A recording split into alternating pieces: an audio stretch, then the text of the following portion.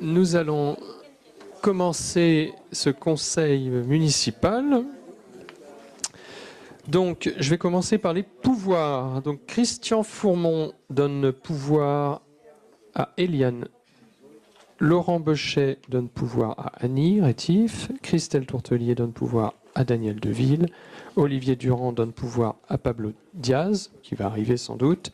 Et Lebras Amandine donne pouvoir à Aude. Désignation du secrétaire de séance. Catherine, très bien, merci. Et avant de passer la parole à Laurent, je vous propose d'approuver le procès-verbal du conseil municipal du 24 avril. Est-ce qu'il y a des questions, des remarques? Je mets au vote. Donc, qui vote contre? Qui s'abstient? C'est adopté à l'unanimité. Et donc, je vais passer la parole à Laurent et à Catherine qui complétera sans doute. Et donc il s'agit de la présentation du rapport d'activité et pas du compte administratif comme ça a pu être mis dans le sommaire. Donc c'est bien le rapport d'activité que Laurent va nous présenter. Je vous laisse la parole, Laurent. Merci beaucoup, bonsoir à tous. Donc ce soir, Oui. Excusez-moi, j'avais juste à excuser M. Diaz qui malheureusement ne pourra pas être présent ce soir. Et il tenait à s'excuser. D'accord. Est-ce qu'on change le pouvoir peut-être d'Olivier Durand et on vous le donne? Si c'est possible. Oui, c'est ce qu'on va faire. Hein.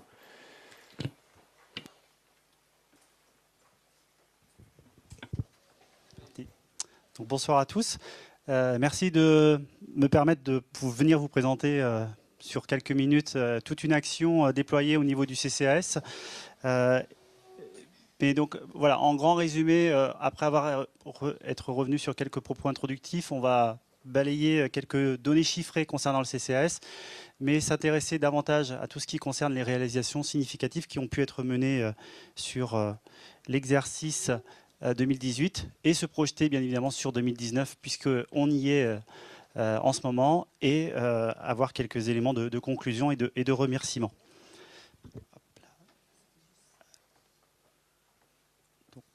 Ça va partir. Donc en élément introductif, juste rappeler que le CCS développe différentes activités, missions légales ou facultatives. On va revenir plus en détail sur ces quelques notions que l'on oriente vers plusieurs populations.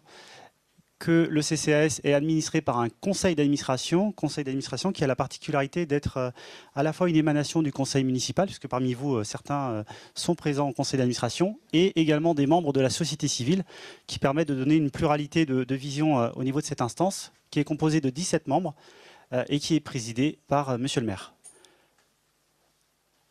Alors, ce soir, avant d'aborder différents sujets, nous n'aborderons pas le bilan du repas des aînés, puisque pour ceux qui ont pu suivre l'actualité, les repas des aînés ont été décalés d'une année. Donc, ils se sont déroulés au premier trimestre 2019. Donc, mais on a eu bien évidemment d'autres occasions de pouvoir s'intéresser et d'aller à la rencontre des seniors.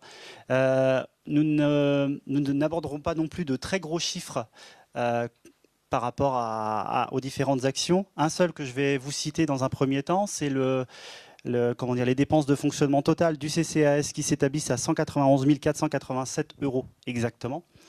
Et bien évidemment, nous n'aborderons aucune situation nominative puisque par principe, le Conseil, et en tous les cas le CCAS, a vocation à être très discret et à ne pas aborder publiquement certaines situations. En quelques chiffres, pour revenir très rapidement, l'équipe du CCS elle est composée de 5 agents qui ont différentes missions. Donc le responsable ici présent, une coordinatrice, un agent en charge du logement social et 2 agents chargés du portage de repas. Et donc ce qui correspond à un équivalent temps plein à 3,1 personnes.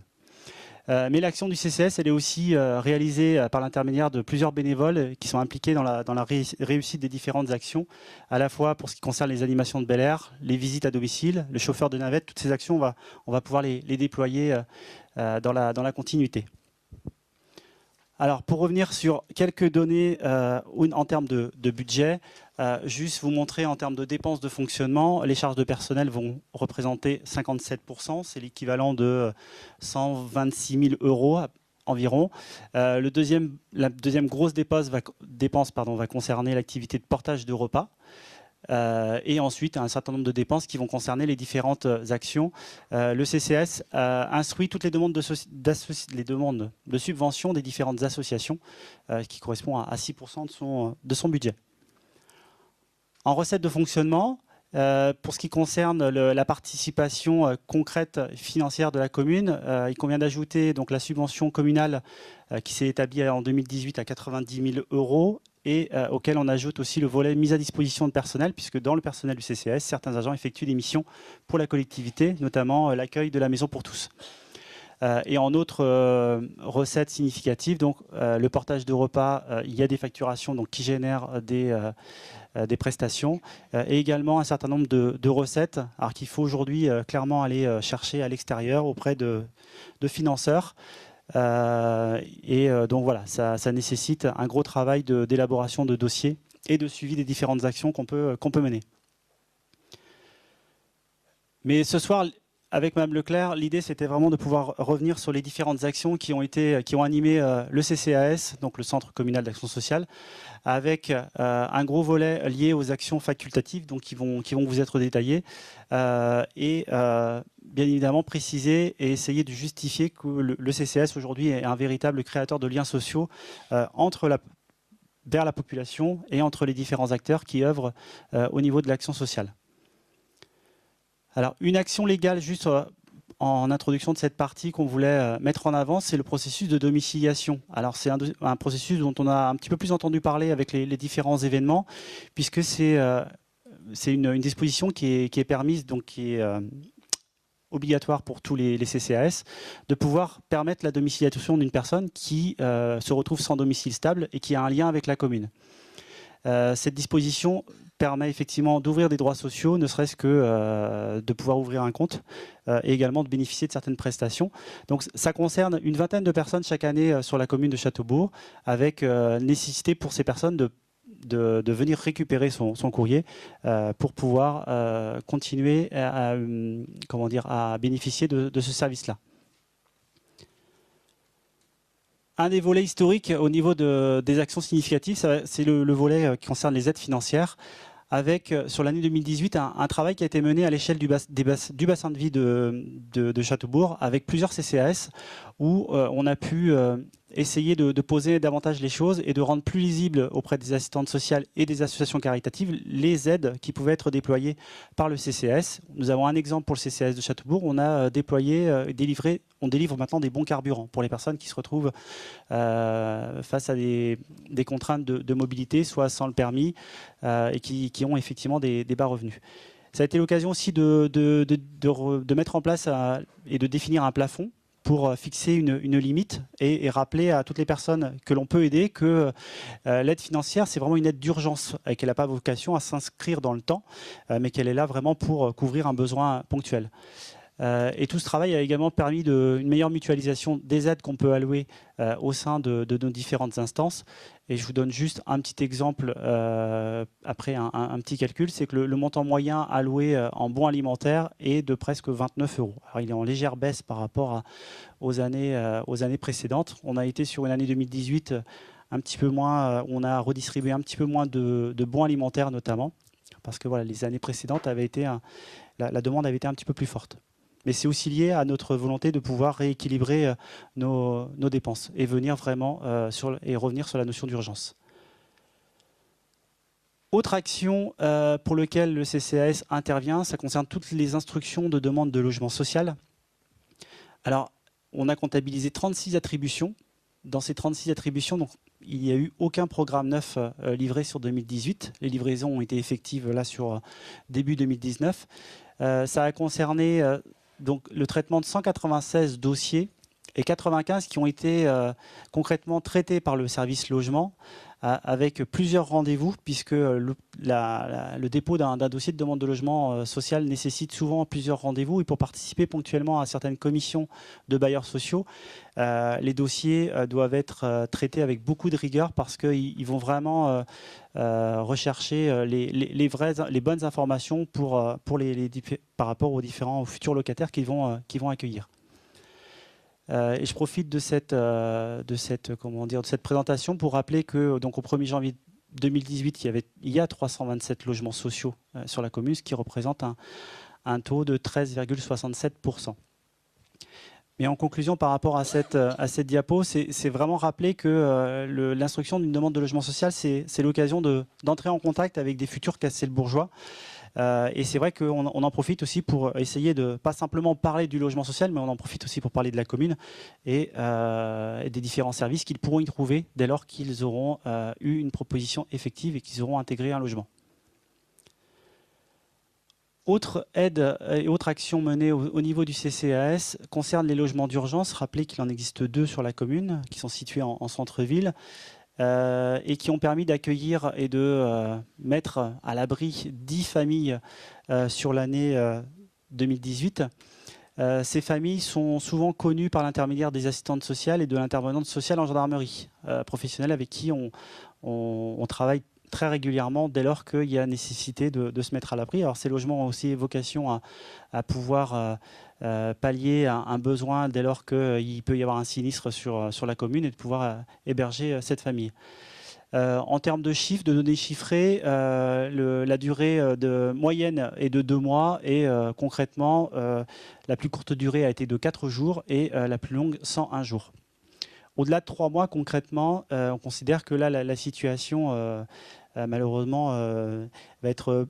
Les solutions qui n'arrivent pas à se débloquer au bout de 3 mois nécessitent qu'on s'inquiète davantage. Ce qui est le cas en ce moment, concrètement, puisqu'on a 2 situations là, pour lesquelles les séjours se prolongent, parce qu'on n'a malheureusement pas de situation où la problématique sociale est un petit peu plus compliquée.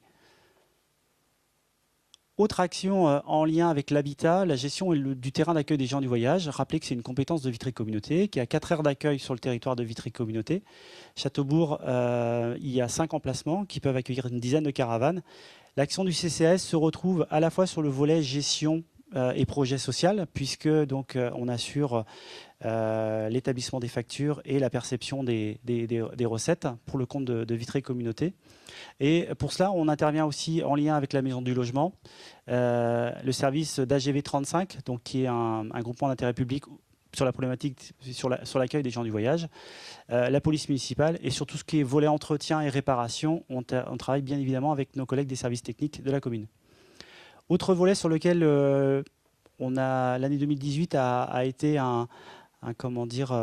a été marqué avec la signature d'un protocole de scolarisation, ce qui nous permet d'être d'autant plus en lien avec nos collègues de la vie des écoles, l'inspecteur d'académie et les écoles primaires et collèges. C'est un sujet qui est maintenant rentré un peu plus dans les coutumes des voyageurs avec de très jeunes enfants qui très rapidement nous questionnent sur la scolarisation.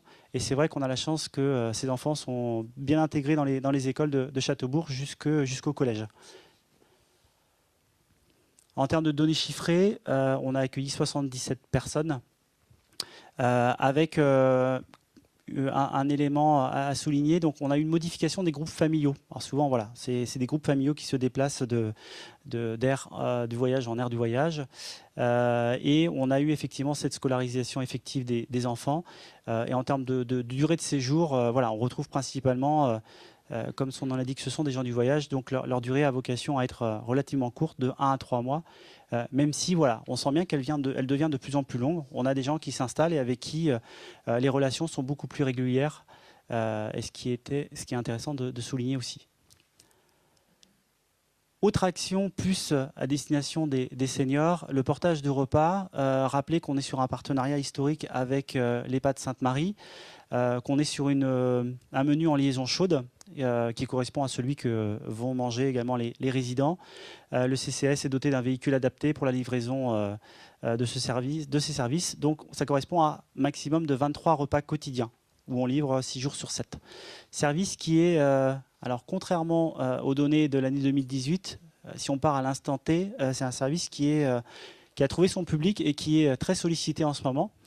Mais si on revient sur l'année 2018, ça a concerné 34 bénéficiaires différents. Il y a eu 16 nouvelles inscriptions, puisqu'on est sur un public fragile, donc avec des rotations d'usagers. Ça a représenté 5500 repas livrés. Et avec une particularité de l'année, effectivement, avec une baisse, c'est la ligne orange que vous voyez sur l'écran, une baisse significative jusqu'à août, et ça a repris d'août jusqu'à décembre, et ça a continué à augmenter jusqu'à avril et mai. Dans les actions qui favorisent la prévention du vieillissement, on a un interlocuteur important que je souhaite saluer ce soir, c'est le comité local d'information et de coordination, alors c'est le CLIC dans notre jargon, alors qui travaille dans ce rôle de coordination des différentes actions et des différents acteurs du maintien à domicile et également les financeurs.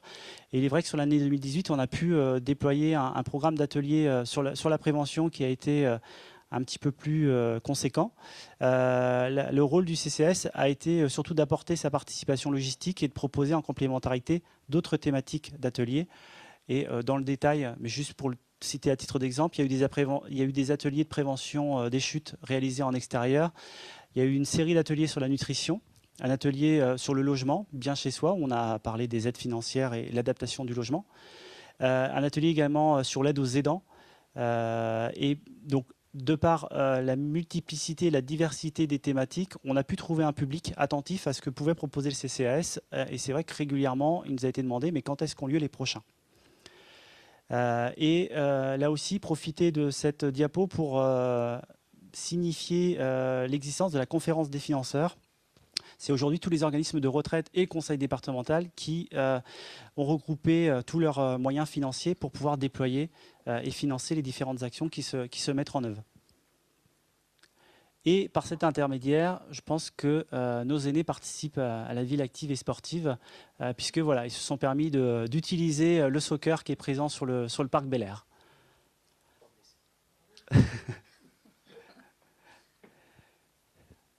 Autre animation proposée qui s'est inscrite dans le calendrier dorénavant, c'est le temps à tout âge, qui est élaboré grâce à un comité d'animation qui regroupe l'ensemble des acteurs du maintien à domicile, mais aussi plusieurs autres associations qui ont envie d'intervenir sur ce sujet-là.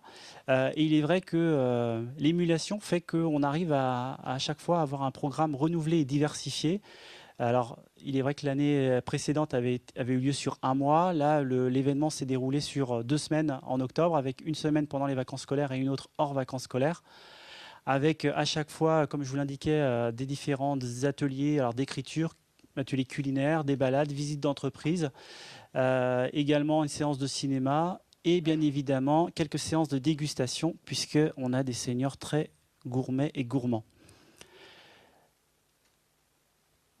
Pour terminer, par rapport aux animations qui peuvent être proposées, la résidence Bel-Air, qu'on va évoquer un petit peu plus tard, est également un lieu où on essaie d'animer beaucoup plus les choses et de créer le lien entre les résidents, avec un planning annuel donc, qui a été élaboré grâce à l'implication de la bibliothèque, la ludothèque, mais aussi nos collègues du RIPAM, avec aussi un calendrier marqué par des repas conviviaux. Et cette année, on a effectivement essayé de marquer un peu les choses. Donc, on a concrètement acquis un jeu géant pour permettre aux autres résidents de s'intégrer dans ce temps d'animation, parce que beaucoup se sont saisis de jouer à la belote en fait l'après-midi, mais ça concerne qu'une minorité de résidents. Et là, le jeu géant a permis de rassembler d'autres locataires pour pouvoir se rencontrer et partager des moments conviviaux. Mais également, on a essayé d'ouvrir un peu plus la résidence aux quelques animations qui sont proposées. Donc, notamment, essayer de travailler en proximité avec des aînés qui sont sur les immeubles voisins et essayer comme ça de coopter quelques personnes supplémentaires pour leur permettre d'agrémenter un peu leur journée. Et autre événement qui a été proposé, c'est une rencontre interassociative. La salle Bel-Air et toutes les salles Bel-Air sont utilisées par différentes associations. Et on a proposé que les locataires rencontrent aussi les différents utilisateurs de ces salles pour créer un petit peu d'émulation, qu'il y ait une rencontre qui se crée. Donc voilà, en quelques photographies, les quelques moments partagés où les sourires sont présents, et c'est toujours agréable de voir ça. Enfin, une dernière diapositive, et avec un projet qui est né des différents CCAS du bassin de vie. Donc, comme je vous l'ai exprimé tout à l'heure, on a eu l'occasion de se rencontrer à plusieurs reprises. Et ça a été l'occasion de faire le point sur les problématiques que chacun et chacune pouvions rencontrer dans nos communes respectives. Et il est ressorti en fait l'intérêt de pouvoir, par l'intermédiaire des remontées d'informations du Secours catholique, de travailler sur un accès vers l'épicerie sociale, donc qui est situé à Vitré. Et ce qui se passait, c'est qu'aujourd'hui, c'était des bénévoles du Secours catholique qui se déplaçaient le plus souvent à l'épicerie sociale, mais en déplaçant un seul bénéficiaire. Et on a trouvé plus opportun de pouvoir mutualiser nos forces et en mettant en place une navette vers l'épicerie sociale. Alors, une navette qui s'est concrétisée grâce à 3 CCAS, donc Châteaubourg, Le Vignet de Baie et Domanier. Et donc le minibus circule sur ces 3 communes tous les jeudis après-midi pour se rendre à l'épicerie sociale avec différents bénéficiaires qui s'inscrivent à l'avance. Et tout ça grâce à 8 chauffeurs bénévoles qui se sont mobilisés, qui ont répondu à notre appel. Alors tout ça fait que, d'une part, donc, on rompt l'isolement de certaines personnes qui utilisent cette navette, parce que le temps de déplacement, c'est aussi un temps d'échange où on peut essayer de libérer un peu la parole. Ce que l'on retient et le retour que l'on a aujourd'hui des bénévoles du Secours catholique, c'est qu'aujourd'hui, ils se projettent sur d'autres actions. Ils ont aussi envie de déployer, ils sont libérés de ce temps chronophage qu'est le déplacement, de pouvoir se libérer d'autres temps pour parfois faire des visites à domicile. Et ils ont vraisemblablement un autre projet aussi dans les cartons qui viendront nous présenter par contre plus tard. Et si on se projette sur 2019, rappelez qu'on continue aujourd'hui le travail d'embellissement de la résidence Bel Air, alors sur lequel on s'est concentré en 2018 sur la façade. On a presque terminé les travaux sur la façade. Mais 2019 verra la continuité des rénovations des appartements. On essaie au maximum d'électrifier les volets roulants aussi des logements, puisqu'aujourd'hui ça devient une nécessité par rapport au public que l'on peut accueillir. Et on travaille aussi sur l'ergonomie des logements, notamment sur la partie salle de bain ou cuisine. Il y a un certain nombre d'améliorations qui vont pouvoir être envisagées. Autre sujet en lien avec la résidence Bel Air, c'est le développement de logements adaptés à l'échelle de la commune. Ça fait écho à une enquête qu'on a menée en 2017 où on avait interrogé nos seniors. Alors c'est vrai que les attentes étaient très diverses et multiples, mais il n'empêche qu'aujourd'hui on arrive à travailler davantage avec les bailleurs sociaux pour flécher des logements accueillant des publics en perte d'autonomie. On a un exemple là sur la Bretonnière avec un travail qui a été mené très en amont et donc des appartements qui ont pu être adaptés ou en tous les cas prévoir l'accès à des personnes davantage en perte d'autonomie. Autre élément sur lequel on est vigilant, c'est l'occupation sociale dans le parc de logement social, avec la nécessité qu'il y ait un volet aussi intergénérationnel. On a des personnes âgées qui ne veulent pas se retrouver forcément que entre elles, mais elles veulent aussi être au milieu de tous les publics. Et ça passe certainement par la création d'autres programmes. Donc là, il y a des choses qui sont des projets qui sont dans les cartons, des contacts réguliers avec les bailleurs sociaux aussi, par rapport à ce sujet. Et tout ça nous projette vers une future cartographie des différents logements adaptés pour que dès lors qu'un logement qui a effectivement reçu les améliorations nécessaires puisse être identifié et fléché vers ce public qui nous fait la demande. Et on a encore eu un exemple très récent d'un couple qui malheureusement a abandonné sa demande de logement social et la situation du conjoint s'est dégradée. Et maintenant, ils font machine arrière et ils reprennent contact avec nous pour redéposer une demande de logement social, alors qu'ils avaient la possibilité d'en bénéficier il y a de cela, on va dire, 3 semaines, 1 mois. Donc c'est vrai que c'est important de pouvoir communiquer auprès de chacun sur la nécessité de se projeter. C'est pas simple de pouvoir être dans cet état d'esprit-là, mais c'est vrai que c'est un message qu'on va essayer de diffuser au maximum sur les prochains mois. Se projeter effectivement sur des nouveaux programmes de logements sociaux qui vont nécessiter forcément la nécessité de pouvoir identifier des candidatures alors que l'on a en ce moment, mais aussi des nouvelles. Préciser qu'il y a 3 programmes en finalisation sur Néotoa, plus un qui vient d'être livré donc, à fin avril. C'est l'équivalent d'une 50aine de nouveaux logements sociaux sur la Bretonnière. Et pour les futurs programmes, c'est l'arrivée de familles, puisqu'on sera sur du T4 à T5. T5, c'est vraiment des logements qu'il manque sur la commune. Et aujourd'hui, c'est vrai que quand on parle de logement social, on voit beaucoup de situations avec de la monoparentalité, et donc avec des familles qui recherchent des logements à des prix modérés. Le thème de la santé fera également partie des projets de 2019, puisque la mise en service de la maison de santé est imminente, octobre-novembre. le chantier est tenu et c'est vraiment l'opportunité, c'est une opportunité de diversifier l'offre de soins à l'échelle de notre commune. Mais on a pu déjà le voir, ça va être aussi l'occasion de faciliter les échanges entre professionnels et on l'espère la définition de projets communs qu'ils pourront construire eux et pour lequel la commune et le CCS pourront être partie prenante. Autre sujet en lien avec la santé, c'est la suite d'une enquête sur la pertinence de la mise en place d'une mutuelle groupée.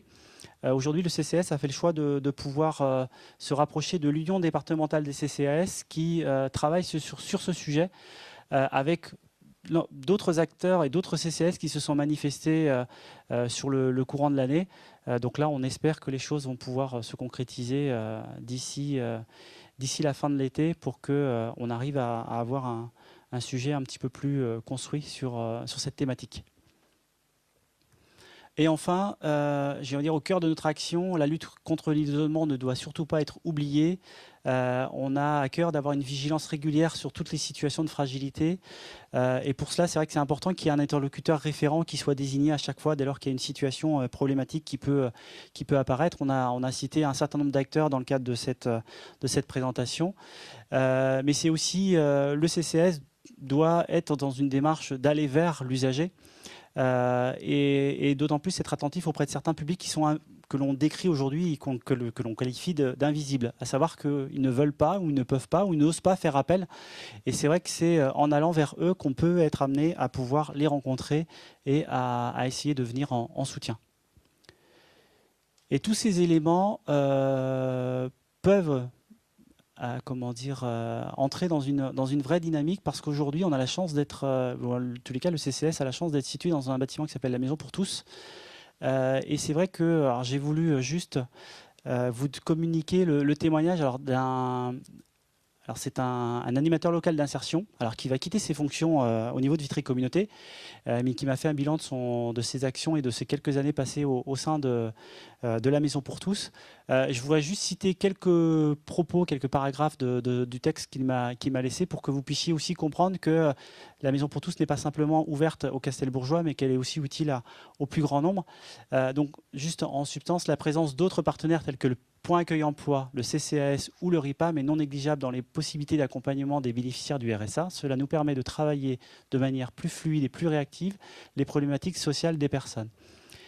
Les permanences des structures telles que le CLIC, Comité local d'information et de coordination, la mission locale ou le CEDAS, donc les assistantes sociales, permettent de travailler l'accès aux droits de manière plus globale et sur le long terme. Ce partenariat est consolidé par la mise en place d'une action collective se déroulant à la Maison pour tous, ARPOSIG. Cette action collective permet de mettre en lien de manière concrète les partenaires présents ou ayant des permanences sur ce lieu.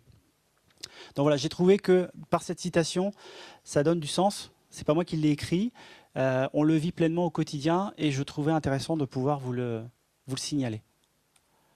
Et sans vouloir vous prendre trop de temps, on en arrive aux conclusions et remerciements.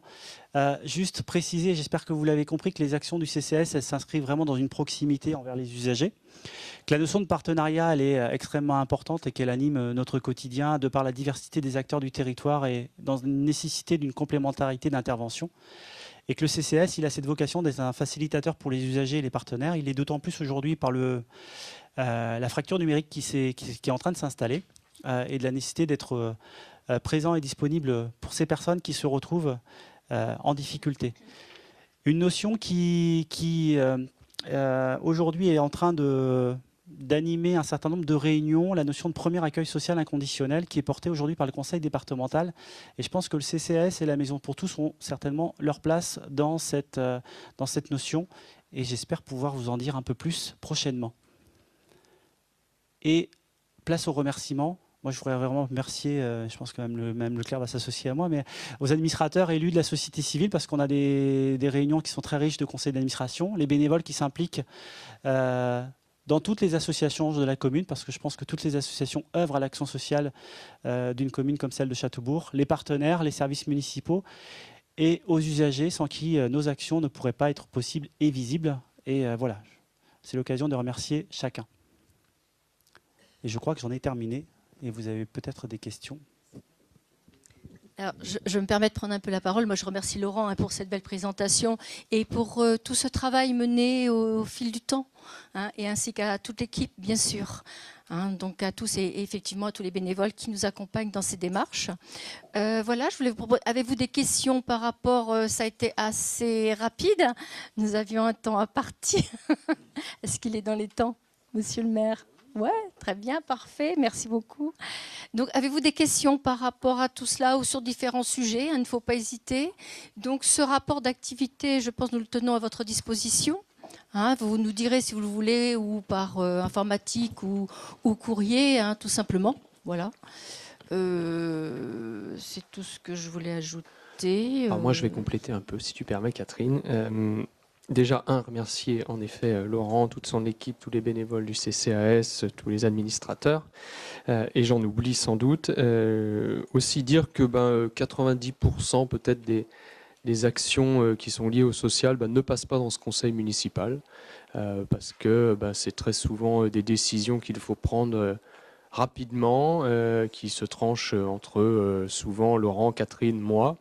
Et c'est vrai que c'est un travail du quotidien. Donc je voulais vraiment remercier les équipes qui travaillent autour de ça. C'est pas toujours très visible et c'est vrai qu'on aimerait aborder peut-être plus souvent certains cas dans des assemblées un peu plus larges, mais vous comprendrez la nécessité d'être discret aussi sur ce qui peut se passer dans ces, pour ces personnes.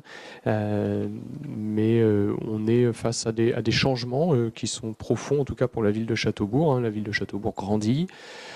On a aussi un parc de logement social qui grandit aussi, avec une nouvelle population qu'on doit apprendre à connaître, qu'on doit essayer d'intégrer au mieux dans la commune. Pour rappel, on est... alors je vais parler du mandat parce que j'ai les chiffres que sur le mandat, mais depuis 2014 sur les programmes neufs, sur 30% de logements sociaux à chaque fois.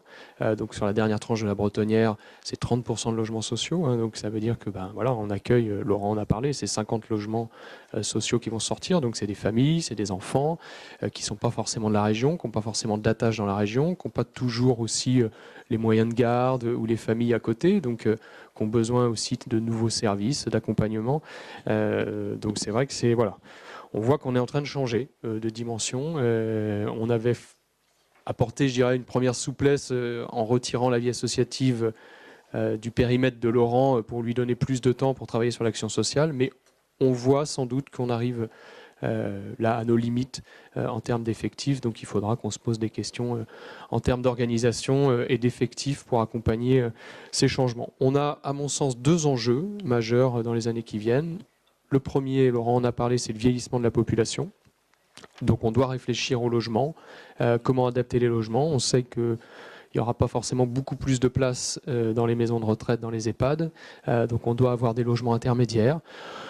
On voit que c'est pas simple parce que vous en avez qui veulent être dans de l'intergénérationnel, vous en avez qui veulent pas être dans l'intergénérationnel, vous en avez qui veulent être proches de tous les services et puis d'autres peut-être moins.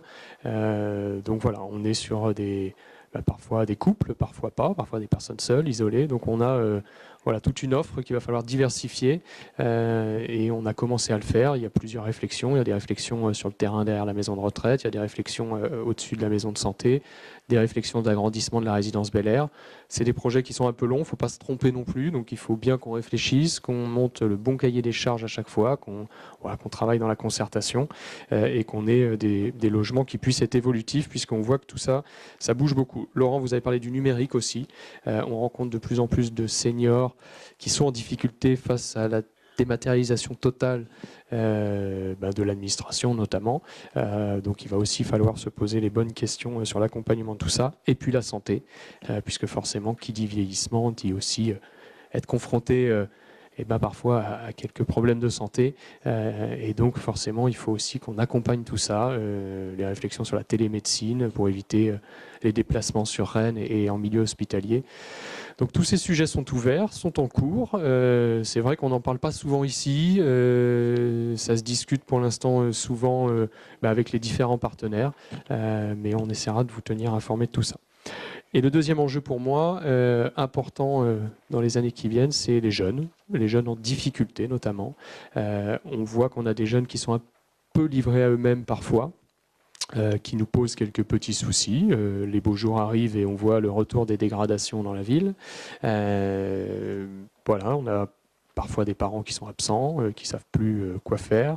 On est confronté souvent à des mineurs et donc la difficulté du processus judiciaire par rapport à des mineurs. Et on est aussi face à des acteurs qui travaillent autour de ces jeunes, qui parfois travaillent en silo. Et il faut absolument qu'on arrive à faire tomber les barrières. Alors les barrières qui existent entre nous et l'éducation nationale, entre l'éducation nationale et le CEDAS, entre le CEDAS et la gendarmerie, et puis nous au milieu de tout ça. On a des jeunes qui parfois arrivent à l'âge de 15-16 ans, qui sont en grande difficulté, et pourtant, chacun de notre côté, on l'avait un peu vu venir, mais on n'a pas su sans doute travailler de façon coordonnée. Donc il faut qu'on arrive à améliorer tout ça, à casser un peu les barrières, les frontières, qu'on se parle, qu'on se fasse confiance et qu'on anticipe et qu'on accompagne au mieux ces jeunes. Alors ce ne sera pas du 100%, mais déjà si on améliore un peu la situation, on aura réussi une partie du travail. Donc voilà, moi c'est vraiment les deux enjeux. Alors voilà, il y a plein d'enjeux, hein. L'action sociale elle est diverse et multiple, mais c'est vraiment moi ces deux sujets-là qui me préoccupent aujourd'hui et sur lesquels je n'ai pas encore toutes les réponses et sur lesquels on a besoin de travailler, de réfléchir et d'avancer. Mais en tout cas, c'est des sujets qui sont ouverts. Voilà, moi je rencontre le département encore prochainement pour échanger sur ce sujet-là. C'est compliqué, toutes les villes sont touchées, et notamment toutes les villes qui grossissent et qui ont un parc de logement social notamment qui évolue. Et il faut savoir intégrer toutes ces problématiques face aussi à des changements de structure de la famille. Voilà, c'est un peu... on voit que les choses bougent beaucoup. Voilà un petit peu. Je voulais apporter ces précisions et donner un peu peut-être la feuille de route qui arrive, en tout cas pour nous, dans les années qui viennent. Est-ce qu'il y a des questions, des observations, des remarques? Eh bien, écoutez, Laurent, nous allons vous libérer. Et merci beaucoup à nouveau.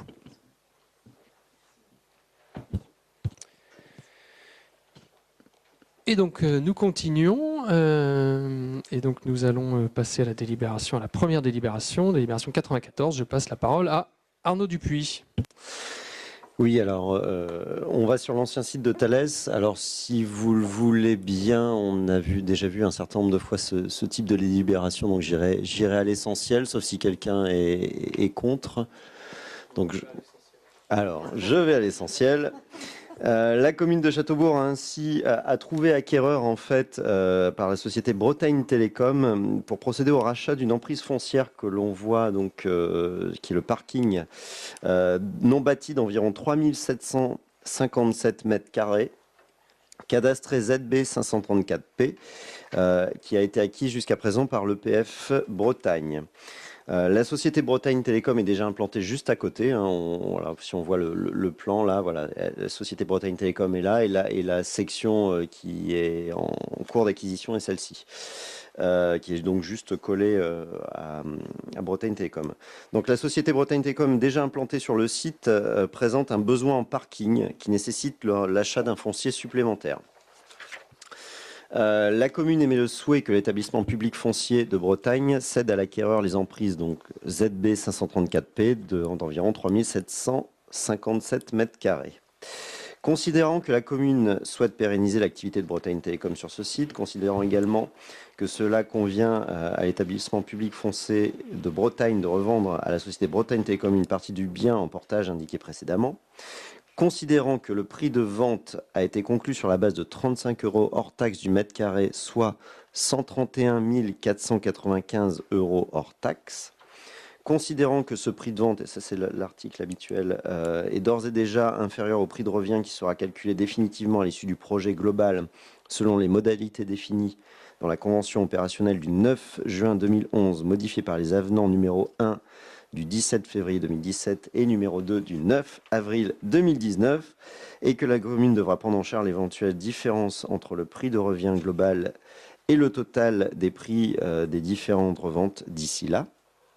Considérant enfin que la revente se fera sous le régime de la taxe sur la valeur ajoutée sur le prix total, il est donc proposé au conseil municipal, après délibération de la commission développement local du 9 avril dernier, de demander à l'établissement public foncier de Bretagne de revendre à Bretagne Télécom ou toute société de portage foncier SCI notamment qui s'y substituerait, l'emprise que j'ai précédemment citée, d'approuver le prix de vente de 131 495 € hors taxe, de prendre acte que ce prix est inférieur au prix de revient qui sera calculé définitivement à l'issue du projet global, selon les modalités dont j'ai parlé tout à l'heure, et d'autoriser Monsieur le maire ou son représentant à signer tout document et à prendre toutes les mesures nécessaires à l'exécution de la présente délibération. Merci Arnaud. Pour résumer un peu le site Thales, puisque là tout est sous option ou en train d'être vendu. Donc le grand bâtiment, le B1, là, qui n'est pas encore réaménagé, donc on en a déjà parlé, mais c'est l'entreprise DNS, donc qui est une entreprise de domanier qui travaille pour des grandes enseignes, notamment dans le luxe, sur l'aménagement des stands, sur la création de produits dérivés, etc. Donc 50 salariés à peu près. Donc là, voilà, on a signé le compromis, donc tout roule pour l'instant. Ils sont en train de travailler avec leur architecte. Le terrain qui est derrière Testelec et Arenus, donc qui sont deux entreprises là, qui sont implantées juste à côté de Bretagne Télécom, et on en a parlé aussi sous compromis avec Sorellum. Donc Sorellum, c'est une entreprise qui fait de l'éclairage public et du câblage de fibres, câbles réseau, etc.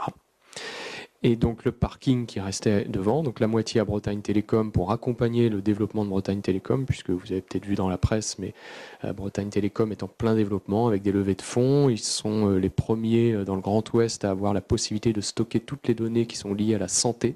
Donc ça demande des accréditations, vous imaginez bien, très importante. Donc ils ont été les premiers à obtenir cette accréditation.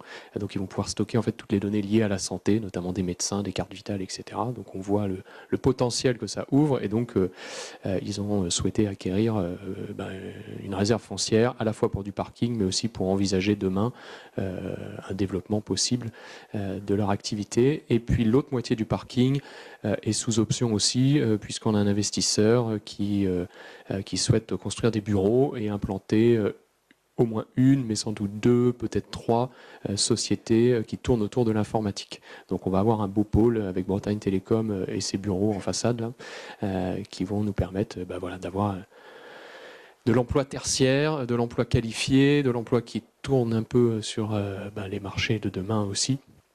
Donc c'est assez intéressant, et donc tout est vendu, requalifié, et donc le site sera terminé.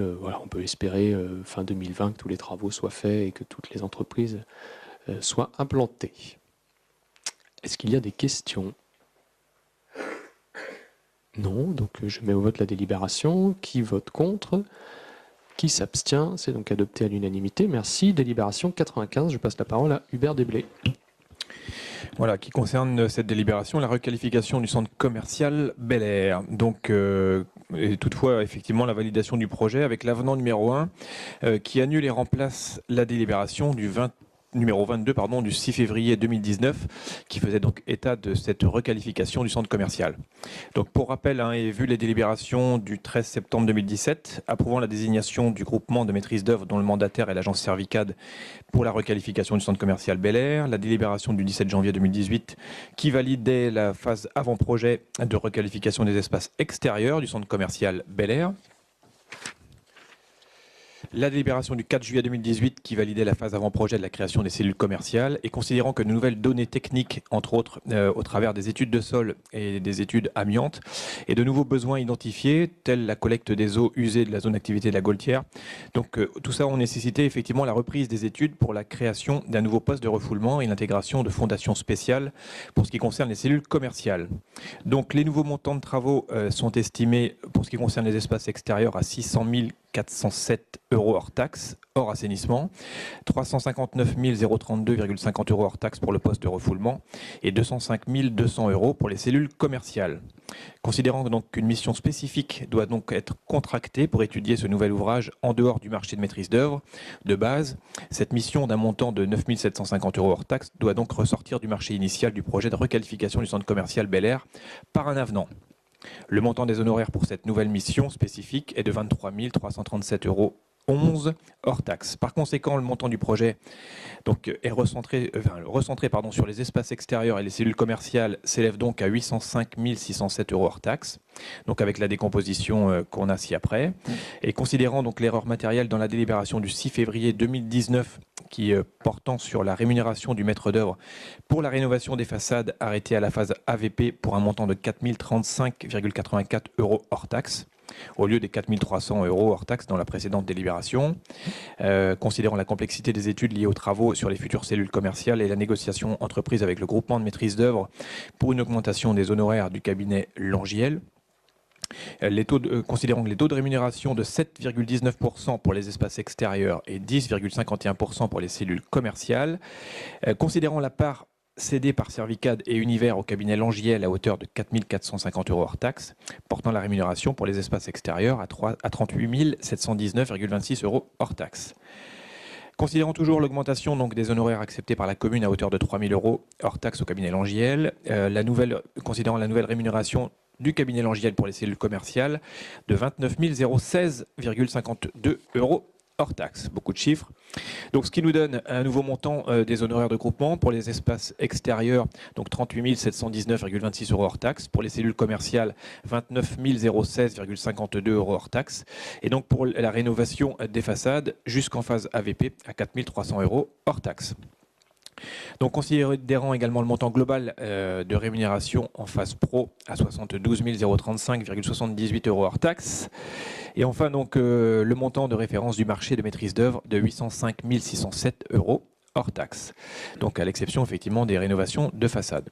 Et suite à l'avis favorable de la commission MAPA du 7 mai 2019 et à la présentation en commission travaux urbains du 7 mai 2019, il est proposé au conseil municipal donc, de valider la phase projet pour un montant prévisionnel de travaux de 805 607 € hors taxe, de valider le nouveau montant de rémunération du groupement de maîtrise d'œuvre à 72 035,78 € hors taxe, de valider la suppression du volet assainissement du marché de maîtrise d'œuvre initial d'un montant de 9 750 € hors taxe, et de valider le nouveau montant de rémunération de la mission spécifique assainissement, puisqu'elle est sortie effectivement du marché, donc à hauteur de 23 337,11 € hors taxe, et bien sûr d'autoriser monsieur le maire ou son représentant à signer toutes les pièces relatives à ce dossier.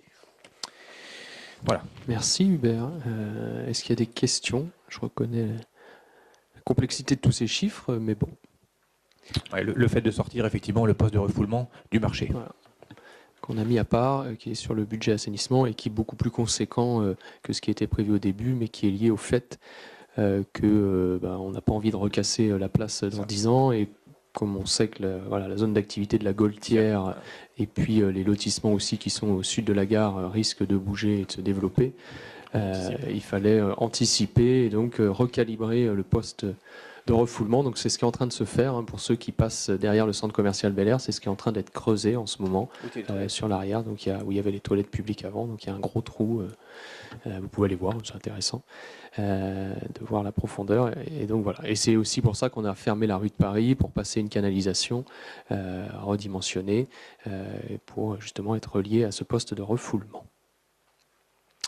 Pas de questions. Je mets au vote. Qui vote contre? Qui s'abstient? C'est adopté à l'unanimité. Merci. Délibération 96, toujours Hubert.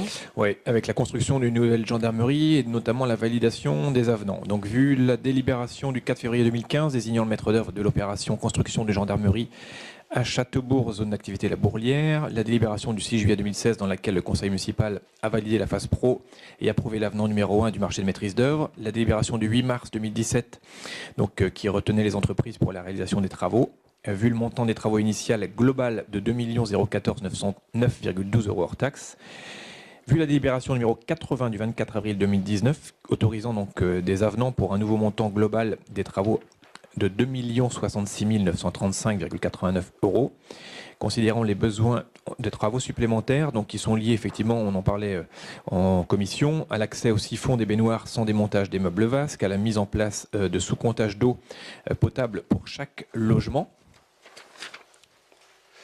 Et donc après avis favorable de la commission MAPA du 7 mai 2019, il est proposé au conseil municipal de valider les avenants au marché de travaux ci-après. Donc pour le lot numéro 8, l'entreprise Cardinal, donc un avenant numéro 3 de 431,50 € hors taxe. Pour le lot numéro 9, l'entreprise Brel avec l'avenant numéro 3 de 1 000 € hors taxe.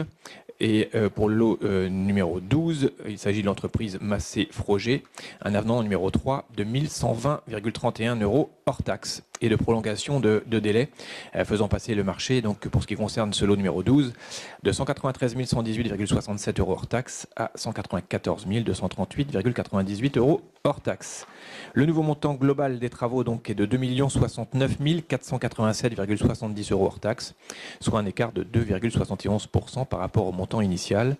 Et donc, suite à la présentation du sujet en commission travaux urbanisme du 9 avril 2019, il est proposé au conseil municipal de valider donc la prolongation de délai, de valider ces nouveaux montants de marché de travaux et le montant global des travaux et d'autoriser monsieur le maire ou son représentant à signer tous les documents relatifs à ce dossier. On en termine puisqu'on est en retouche peinture et en nettoyage des logements. Depuis aujourd'hui, le nettoyage a commencé. Donc voilà, déménagement des gendarmes le 5 juin. Enfin, ils ont les clés à la fin du mois. Donc voilà. Donc, enfin, dirons-nous, après 9 mois de retard. Donc il est temps que ça se termine, à la fois pour nous, pour les gendarmes, pour les entreprises, pour tout le monde. Mais bon, on est en plein dans la difficulté que rencontrent beaucoup d'entreprises du bâtiment et beaucoup de collègues maires aussi sur les chantiers. La difficulté, dès qu'on a une perturbation dans un planning, de retrouver les bras et voilà. La pénurie de main-d'œuvre fait qu'aujourd'hui, les entreprises ont du mal à s'organiser pour gérer tous les chantiers qui ont été pris il y a quelques temps, puisque c'est vrai que c'est des entreprises qui ont répondu il y a déjà 2 ans sans doute, quasiment, et 2 ans à ces marchés-là. Et aujourd'hui, le contexte fait que c'est difficile, qu'on est sur la finition, et même les indemnités de retard, j'ai l'impression que parfois les pénalités de retard ne font même plus bouger certaines entreprises. Donc bon, c'est comme ça, il faut taper du poing sur la table, mais on y est, donc bon, ça y est, on est sur les dernières petites touches. Est-ce qu'il y a des questions ? Très bien, je mets au vote. Qui vote contre ? Qui s'abstient ? C'est adopté à l'unanimité. Merci. Maintenant, ce Chauffry, rapidement, Hubert ? Oui, très rapidement. Alors, il y avait juste une petite coquille dans la délib, vous en êtes certainement aperçu. Donc, effectivement, qui concerne effectivement la maintenance de la chaufferie CTA et VMC. Donc, dans le cadre de la maintenance des bâtiments appartenant à la ville, la collectivité souhaite passer un marché avec une entreprise spécialisée pour la réalisation des prestations suivantes. Maintenance préventive des équipements de chauffage, centrale de traitement de l'air, CTA, et ventilation mécanique contrôlée, la VMC, donc une visite annuelle. Les dépannages en cas de panne du matériel, il s'agit d'une procédure adaptée. À bon de commande, dont le minimum est de 8 000 € hors taxe et le maximum 60 000 € hors taxe par an. Le marché est passé pour 1 an et est reconductible 2 fois. Ces offres ont été analysées, évaluées selon 2 critères, donc le prix 40 points et le mémoire technique sur 60 points, avec la décomposition que vous avez en dessous.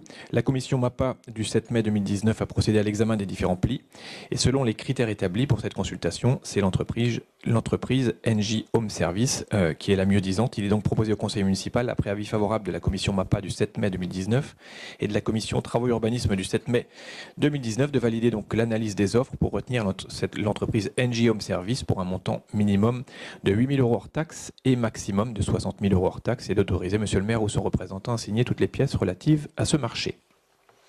Est-ce qu'il y a des questions ? Je mets au vote. Qui vote contre ? Qui s'abstient ? C'est adopté à l'unanimité. Merci. Délibération 98. Là, les jeux d'enfants au parc Iffeldorf et l'attribution du marché. Donc la commune, voilà, on le retrouve sur les diapos. Merci. Donc la commune de Châteaubourg souhaite créer une aire de jeu dans le parc Iffeldorf. Une consultation d'entreprise a été menée et la commission MAPA du 7 mai 2019 a procédé à l'examen des différentes offres. Les offres des entreprises ont été jugées suivant les critères, donc 40 points pour le prix et 60 points pour la valeur technique.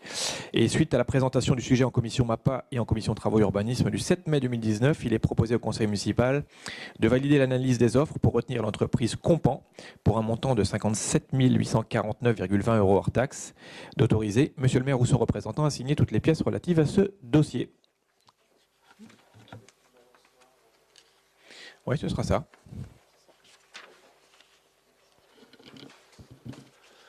Est-ce qu'il y a des questions ? réalisation en juillet. Voilà, donc ce ne sera pas prêt début juillet, mais on va dire que début août, normalement, tout sera prêt. Donc il y aura une partie de l'été. Hein. Ah oui, ça arrête en août. Donc normalement, voilà, c'est validé, le planning est validé pour que ce soit prêt en juillet. L'emplacement, on peut le préciser, hein, c'est en bas du parc et non plus en haut avec l'araignée. Bah, c'est vraiment le parc Iffeldorf. C'est pas, Ouais, c'est pas l'emplacement de l'araignée qui existait. C'est vraiment. De toute façon, on le voit sur la vue. C'est C'est ça. exactement voilà. L'intégration, ouais. L'intégration, c'est celle-ci. Donc il y aura juste une clôture autour, un peu comme ce qu'on a au parc Pasteur, des bancs. Enfin voilà, on est sur le même esprit que ce que nous avons ici en bas. La statue, pas la statue, la sculpture qui présente les deux églises là, de Düsseldorf et de Château, elle est où là? Elle est à droite. D'accord, merci. On est juste à côté d'un ancien terrain de pétanque. Là, il y avait le long de la route un terrain de pétanque, donc il est juste après. Très bien, je mets aux voix. Qui vote contre? Qui s'abstient? Merci beaucoup, c'est adopté à l'unanimité. Délibération 99, Hubert Desblés. Et on va 21 rue des Manoirs avec les modalités d'acquisition d'un bien et fixation d'un loyer. Voilà, on le retrouve sur la diapo qui est présentée. Donc 21 rue des Manoirs, juste à côté de la mairie. On en avait déjà parlé pour en tous les cas ceux qui étaient en commission. Et pour rappel, vu la délibération donc en date du 7 mars 2019 portant sur l'acquisition du bien situé 21 rue des Manoirs, vu la demande de Madame Lancelot, n'est qu'adieu de pouvoir rester dans la maison du 21 rue des Manoirs jusqu'au 31 décembre 2019, il est envisagé une acquisition de l'ensemble des parcelles bâties, cadastrées donc section AH numéro 76 et 77, dans les délais impartis du droit de préemption urbain, avec jouissance du bien différé à titre onéreux de la maison et de la cour cadastrée section AH 76 au 31 décembre 2019. Un droit de passage vers la parcelle section AH numéro 77 sera instauré. Donc on verra ça peut-être, je ne sais pas si on a une autre diapo, mais effectivement, voilà, le numéro 76, c'est ce qui est à l'intérieur de cet encadrement rouge, et la 77, voilà, c'est la parcelle qui est juste au-dessus. Dans le cas d'une jouissance différée à titre onéreux, il convient de déterminer le prix du loyer, donc qui est proposé à 500 € par mois. En outre, une clause de contrainte financière sera introduite dans l'acte. De plus, il est précisé qu'il n'y a pas de partie commune et les compteurs d'eau, d'électricité et de chauffage sont individuels, la mise en service des fluides restant à la charge de Madame Lancelot. Donc, suite à la présentation du sujet en commission travaux et urbanisme du 7 mai 2019, il est proposé au conseil municipal d'acquérir les parcelles bâties, cadastrées section AH 76 et 77, 6 21 rue des Manoirs, dans les délais fixés dans l'arrêté municipal numéro 56-2019, avec une jouissance différée à titre onéreux de la maison et de la cour cadastrée, donc section AH 76 au 31 décembre 2019. De créer un droit de passage vers la parcelle section AH 77, de fixer le prix du loyer mensuel à 500 € par mois hors charge et d'autoriser monsieur le maire ou son représentant à signer l'acte notarié et tous les documents relatifs à ce dossier. Est-ce qu'il y a des questions? On en avait déjà parlé. Pas de questions, pas de remarques. Donc, qui vote contre? Qui s'abstient? C'est adopté à l'unanimité. Merci.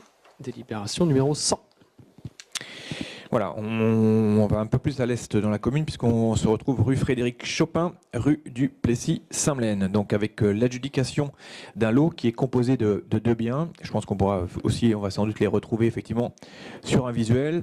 Donc en tous les cas, pour rappel, vu le courrier de maître L'Olivier, notaire à Bru, en date du 25 avril 2019, notifiant que les parcelles cadastrées section AL numéro 13 d'une surface de 1610 m² de terrain et numéro 28 d'une surface de 19 m², comprenant donc un transformateur électrique, entre autres, qui se trouve juste en face le centre de secours, vont faire l'objet d'une adjudication par une disposition législative ou réglementaire le 26 juin prochain, 2019. Vu la déclaration d'intention d'aliéner numéro 2019-027 reçue en mairie le 26 avril 2019, vu la mise à prix du lot, objet de l'adjudication à 730 €, frais de l'adjudication en sus, considérant que le terrain situé 9 rue Frédéric Chopin, section AL, numéro 13, d'une superficie de 1610 m², donc le terrain que l'on retrouve justement sur notre écran, est un espace vert de l'ancien lotissement Le Chêne Vert, entretenu par la commune depuis de nombreuses années. Considérant que le terrain situé rue du Plessis-Saint-Blaine, section AL numéro 28, d'une superficie de 19 m² est un espace recevant le transformateur électrique, et considérant la situation des parcelles, leur fonction et la mise à prix, il apparaît opportun de présenter une enchère lors de l'adjudication du 26 juin prochain. Suite à la présentation du sujet en commission aux travaux urbanisme du 7 mai 2019, il est donc proposé au conseil municipal de permettre à la collectivité de se porter adjudicataire et pouvoir proposer une enchère au montant maximum de 730 €, de permettre à monsieur le maire de donner pouvoir à maître L'Olivier, notaire à Bru, pour l'adjudication du 26 juin 2019 et d'autoriser monsieur le maire ou son représentant à signer tous les documents relatifs à ce dossier. Voilà, on a la deuxième parcelle en projection sur l'écran. Toute petite parcelle qui est située là où est justement le transformateur. On est en face le centre de secours.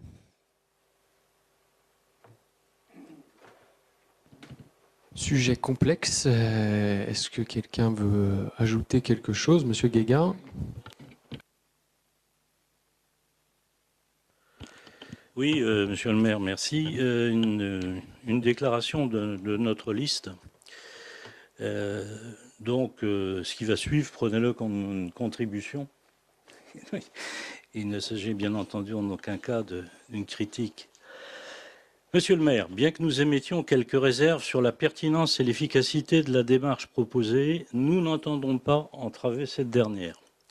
Par conséquent, les élus de notre liste s'abstiendront sur cette délibération. Pour ma part, étant personnellement concerné, je ne prendrai pas part au vote, selon l'usage en vigueur en pareille circonstance. Cependant, avant que le Conseil se prononce, nous tenons à vous faire part de quelques réflexions. En tout premier lieu, un bref rappel historique. Fin 1977, eh oui.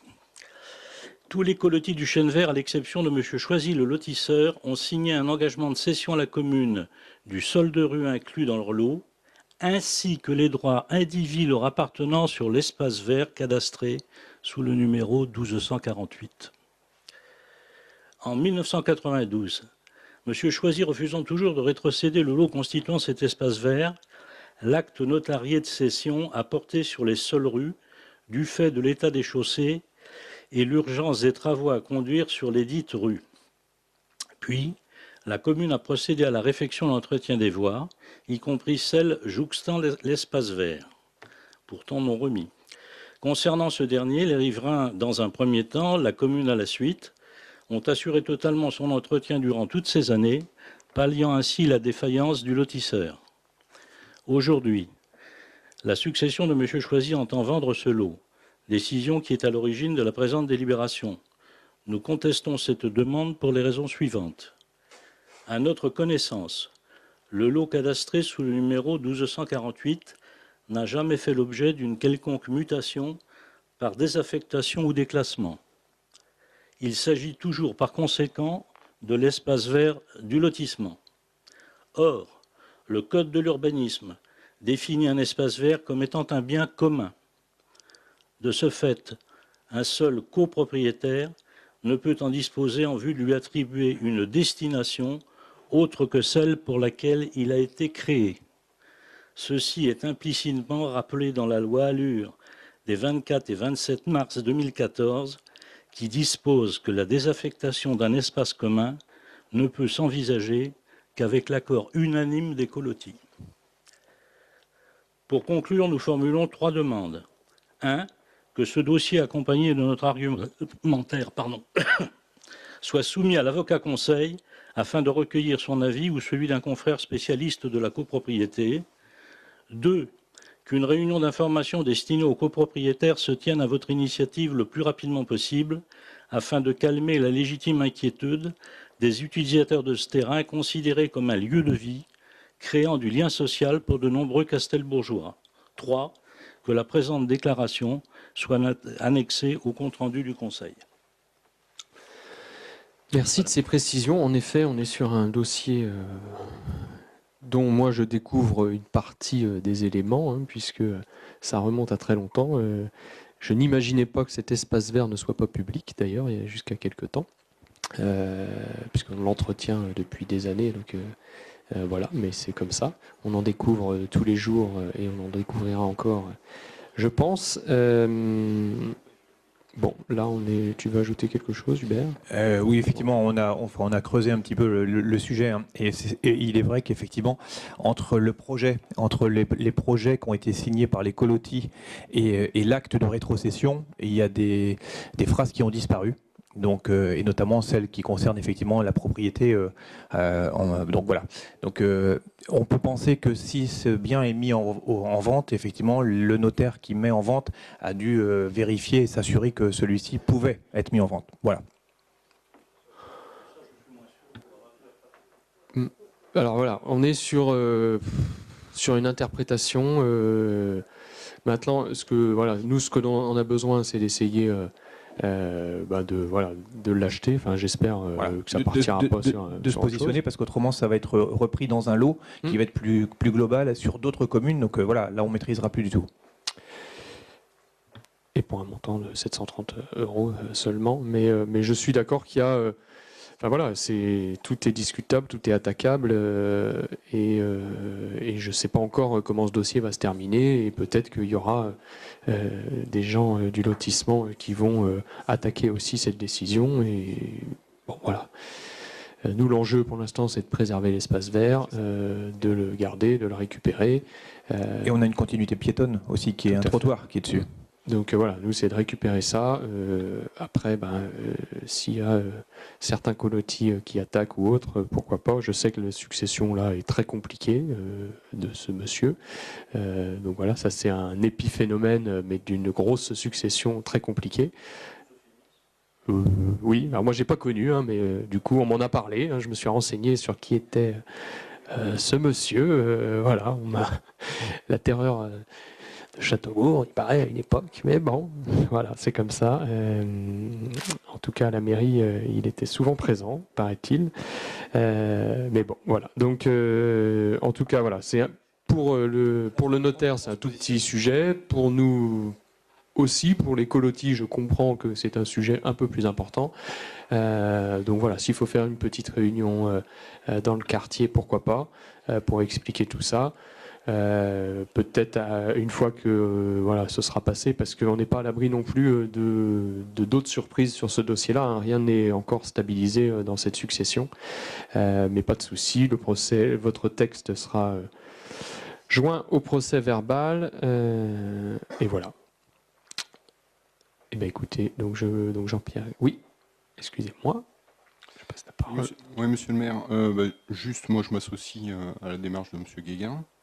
Et puis, je ne pourrais pas prendre non plus part au vote, parce que je suis personnellement aussi touché par cette affaire. Voilà. Très bien. Donc nous avons 2 personnes qui ne participent pas au vote. Véronique non plus. Donc Véronique Amiot non plus qui ne participe pas au vote.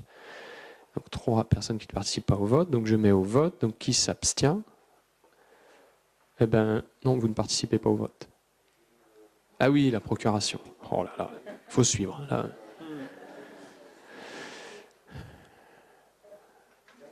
Levez une main, s'il vous plaît.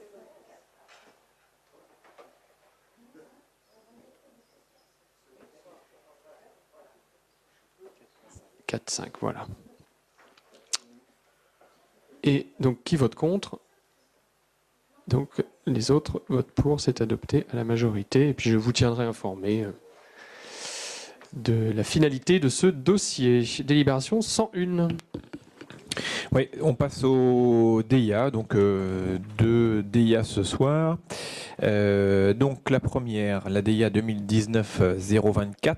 Il s'agit d'un immeuble bâti, une maison cadastrée section ZA numéro 98, située 6-7 La Gaudière, pour une superficie de 1226 m². On est sur ce qu'on va appeler la bretelle des fossés, hein, la bretelle de OC. Donc là, on n'a pas de préemption sur cette première DIA. Et la deuxième DIA, c'est la 2019-025, immeuble bâti. Il s'agit d'une maison, cadastrée section 298, AN numéro 141 et 142, 6-4, Square Jean 23. On est avec une superficie de parcelle de 884 m². Là également, pas de préemption concernant cette deuxième et dernière DIA. Je ne sais pas si tout le monde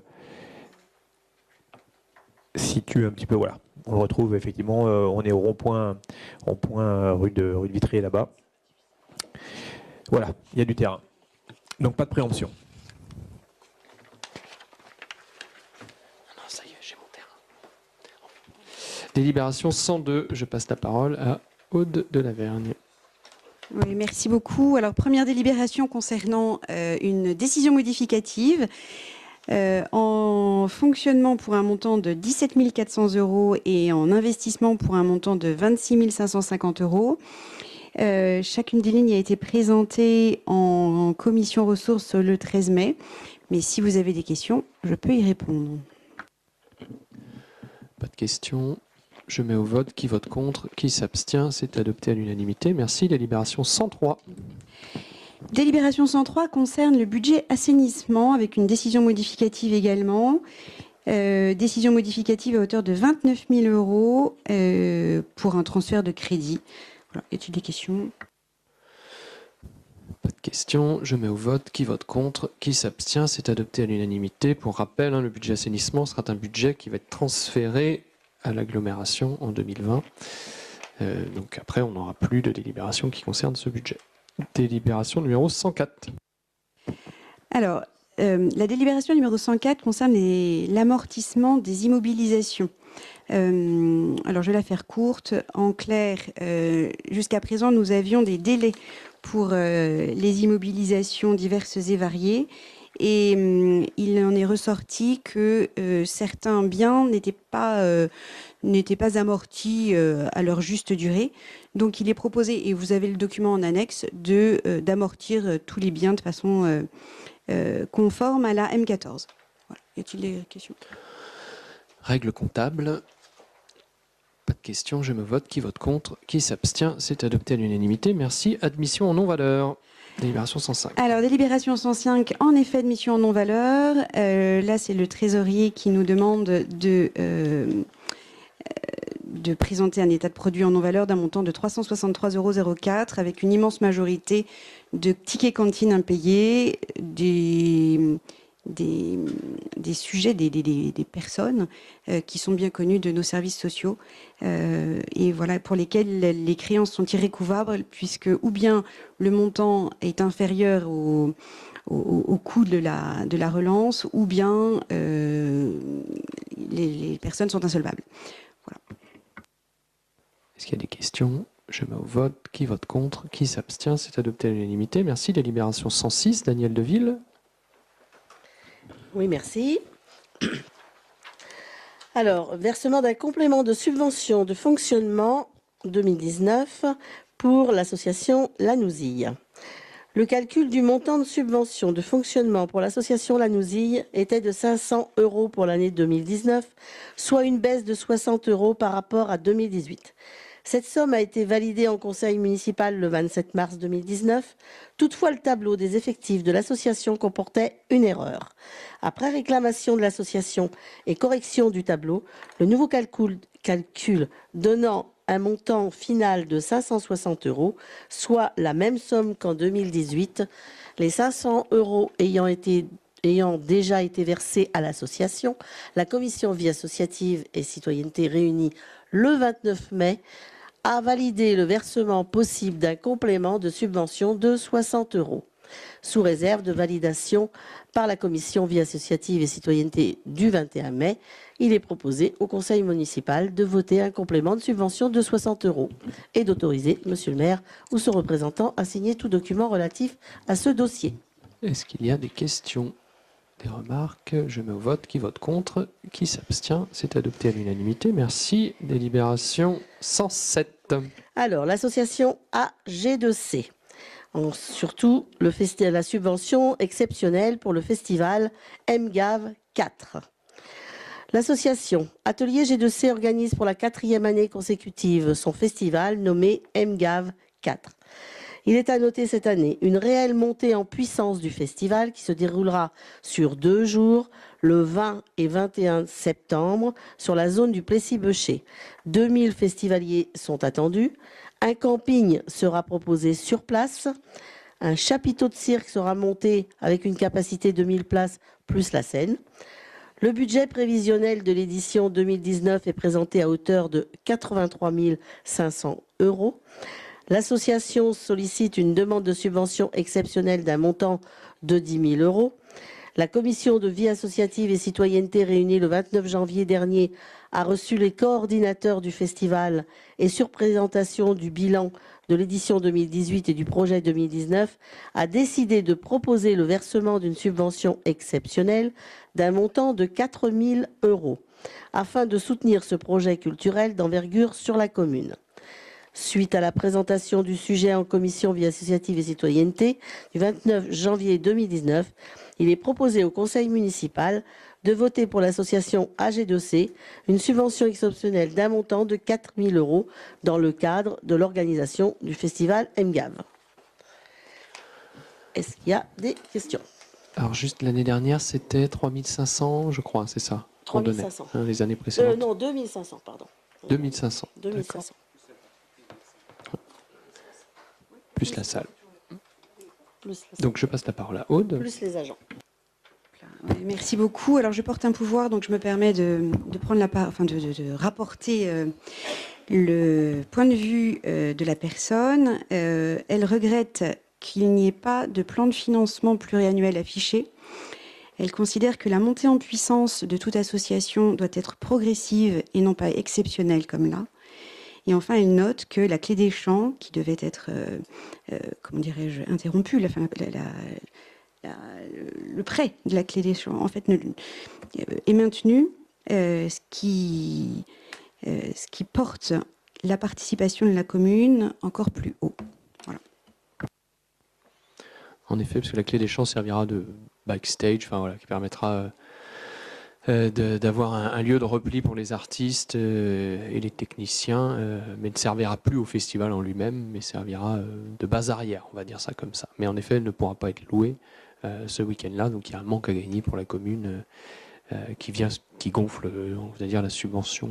On peut l'interpréter comme ça, en effet. Est-ce qu'il y a d'autres questions? Oui, Annie?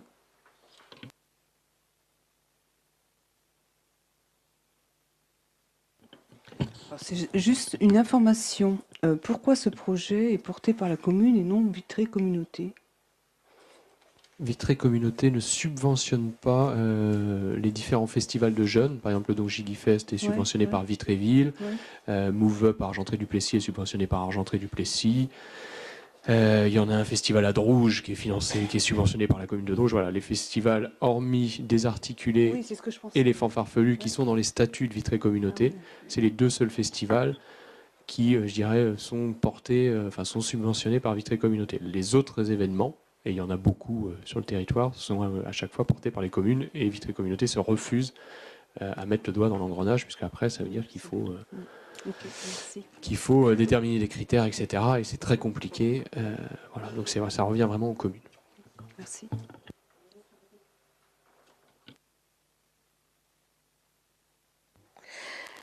Il faut savoir qu'à terme, la G2C aimerait vraiment être autonome et ne plus rien demander ou le moins possible à la commune. C'est vraiment leur souhait que cette année, ils puissent devenir autonomes. C'est tout le mal qu'on leur souhaite. Et que ça se passe bien. Voilà, c'est l'année test, on va dire ça comme ça. Est-ce qu'il y a des questions, des remarques, d'autres? Donc je mets au vote. Donc qui s'abstient? Plus tu as l'abstention d'Amandine. Alors d'accord. Donc 1, 2, 3, 4 abstentions. Qui vote contre? Donc là, c'est le vote contre de ta procuration, c'est ça? Très bien. Et donc, j'en déduis que les autres sont pour. Délibération 108. Je passe la parole à Arnaud Dupuis. Eh oui, c'est des petites surprises de fin de conseil. Non, une petite délibération pour les tarifs événements particuliers. Alors, il n'y a pas de modification de tarif, c'est juste une modification du libellé.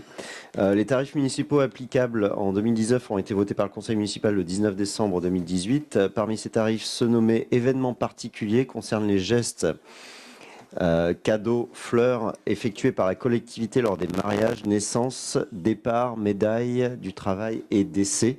Voilà, on les voit affichés au tableau.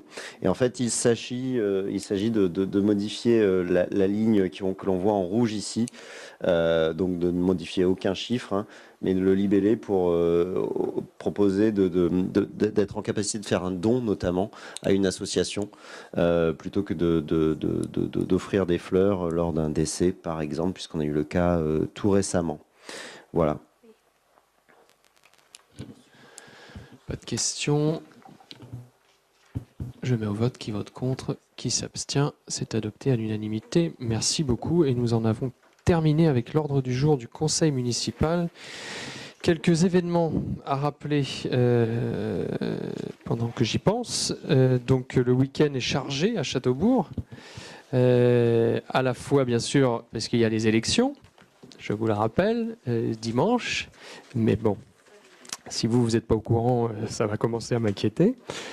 Il y a samedi matin la journée citoyenne, hein, donc voilà, avec un certain nombre d'inscrits, une quarantaine, cinquantaine d'inscrits.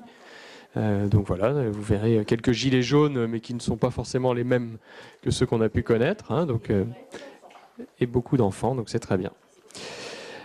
Nous avons aussi la porte ouverte d'Arc-en-Ciel qui a lieu dans le local à côté d'Arméline. Là. Donc il y a des... Je vous invite à passer voir parce que moi je suis agréablement surpris du niveau.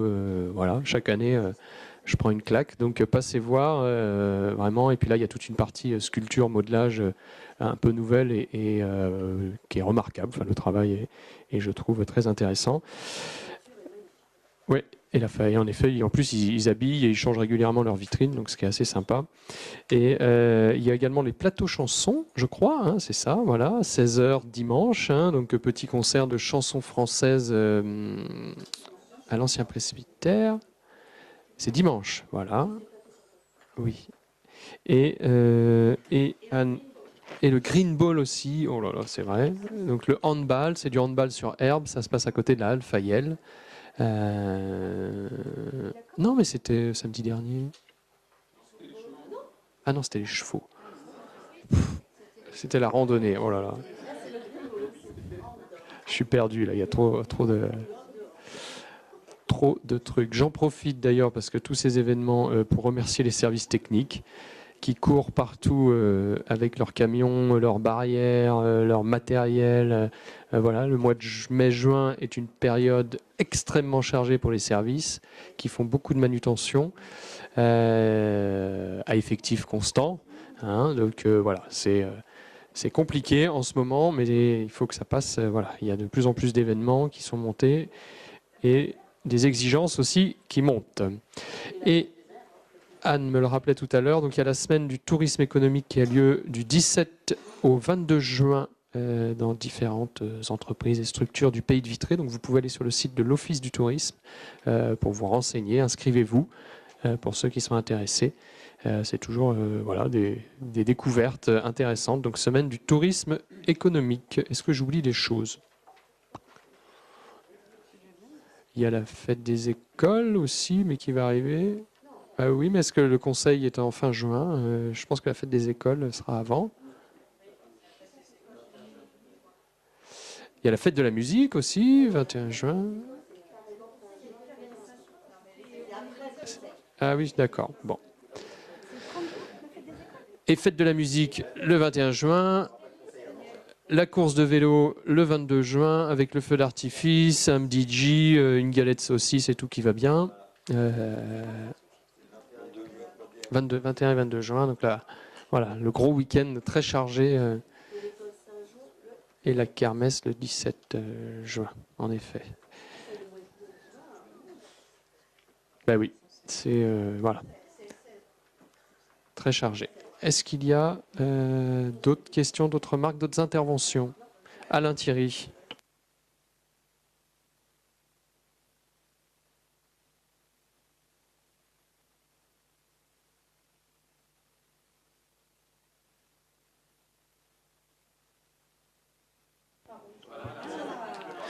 Oui, pour finir sur une note un petit peu moins légère. Je suis vraiment désolé de casser un petit peu l'ambiance. Le technicien de chez Veolia qui est venu relever mon compteur d'eau la semaine dernière est tombé sur un nid de frelons asiatique en formation. Donc méfiez-vous et méfiez-vous aussi pour vos animaux domestiques. Cette petite cochonnerie commençait à faire son nid à l'intérieur du puits de compteur d'eau. Méfiez-vous. Méfiez-vous ou regardez peut-être, jetez un coup d'œil, compteur électrique, compteur d'eau à l'extérieur. Ça peut être. Voilà, c'est en ce moment que ça se joue, la formation des nids. Donc tous ceux qui pourront être détruits, je rappelle que maintenant la destruction d'un nid de frelons asiatiques est prise à 100%, puisque Vitry Communauté prend la moitié et que nous avions acté dans ce même conseil de prendre l'autre moitié. Donc n'hésitez pas à dire à nos concitoyens d'appeler les services et d'appeler la société spécialisée, puisque de toute façon ça ne leur coûtera rien. Tout à fait, ouais, on va recommuniquer là-dessus, en effet. Pas d'autres questions, pas d'autres remarques? Eh bien, écoutez, je clôture ce conseil municipal. Merci beaucoup et à très bientôt. Monsieur Daniel, oui, allez-y, nous vous écoutons.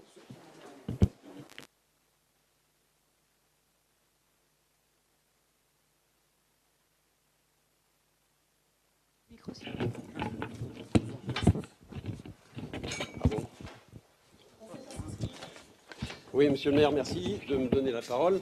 J'ai 2 ou 3 questions à poser et 2 ou 3 merci. Je veux bien, un seul suffit. Et 2 ou 3 remarques que je veux vous livrer, monsieur le maire. Tout d'abord, suite aux récents événements malheureux du feu de Notre-Dame de Paris, ça m'a fait repenser à notre église de Châteaubourg qui est classée depuis quelques mois. Tout le monde est au courant, bien sûr, que Bouygues a donc déménagé ses 4 antennes dans le clocher et tout son matériel, je suppose. J'ai été intervenu plusieurs fois et il reste quand même un travail à faire. C'est-à-dire de remettre, pour moi étant donné que notre église est classée, de remettre en état le clocher, c'est-à-dire les ardoises qui défigurent le clocher, puisqu'elles n'étaient pas identiques à celles originales. Donc ma question, est-ce que la municipalité a prévu un délai de travaux à Bouygues pour qu'ils remettent en état le clocher, éventuellement avec des pénalités de retard? J'ai pas la réponse, c'est pas prévu pour l'instant. C'est-à-dire pas de réponse quant à la remise en état? Oui, j'ai pas la réponse, je peux pas vous répondre, j'ai pas les éléments, donc on vous apportera les éléments, mais pour l'instant j'ai pas les éléments. Je sais pas vous dire si on leur a demandé de remettre en état, je sais pas si on leur a donné un délai, je sais pas si on a mis des pénalités de retard, donc je prends acte de la question, mais je n'ai pas la réponse. Ça paraît quand même un petit peu surprenant que Bouygues s'en aille comme ça et puis qu'on laisse le clocher sans prévenir Bouygues qu'il doit remettre le clocher en état. Enfin, je ne vous dis pas que c'est pas surprenant, je dis que je n'ai pas la réponse. Je ne suis pas technicien, je ne suis pas le responsable des services techniques, donc je ne connais pas toutes les réponses. Si vous donniez la question un petit peu avant le conseil, je vous apporterai la réponse pendant le conseil. Mais là, vous me prenez de court, donc on note la question et on vous apportera la réponse. D'accord, merci. Bon, j'espère que ça sera fait. Ma deuxième question, pour en revenir à la journée citoyenne de samedi, auquel j'entends participer. L'an dernier, je n'avais pas pu participer à cause de santé, mais l'an dernier, je me rappelle avoir vu sur le parking du marché plusieurs mères de famille avec des enfants ramasser les mégots. Bon, on connaît la nocivité des mégots que tout le monde, que certains jettent comme ça, qui ne savent pas où les mettre. Est-ce qu'il ne serait pas possible à la municipalité de prévoir, de mettre en place davantage de bacs mégots, éteignoirs et bacs mégots devant les établissements publics ou dans certains quartiers? Ça éviterait quand même pour la pollution de la Vilaine et tout ça, et des eaux, des nappes phréatiques, je pense que ce serait intéressant.